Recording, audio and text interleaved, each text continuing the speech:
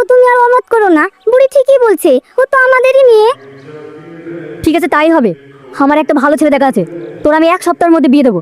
আর তুই তোর বোন আর জামাইবাবুকে নিমন্ত্রণ করে আসিস। ঠিক আছে আব্বা। বাপ ভালো আছো? বুড়ি ভালো আছিস তো মা? হ্যাঁ ছোট বাপ ভালো আছে। কি রে বোন, কালকে বিয়ে আর আজকে আসার সময় হলো? আব্বা ভালো আছো? হ্যাঁ ভালো আছি, জামাইকে বসতে দে। জানিস মা, তোকে তোর আব্বা মেনে নিয়েছে, আমি অনেক খুশি।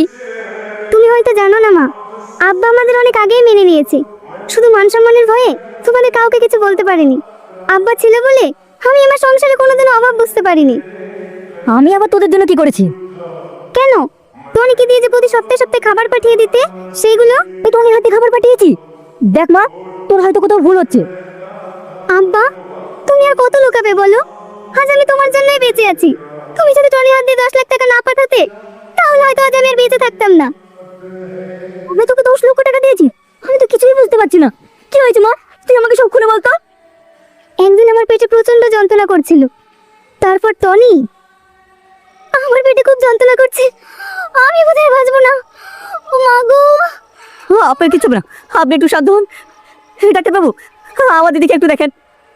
আমার খুব কষ্ট হচ্ছে, আমি থাকতে পারছি না, খুব কষ্ট হচ্ছে আমার। আমার দিদি কি হয়েছে ডাক্তার বাবু? দেখুন, এই মুহূর্তে কিছু বলা যাচ্ছে না, তাড়াতাড়ি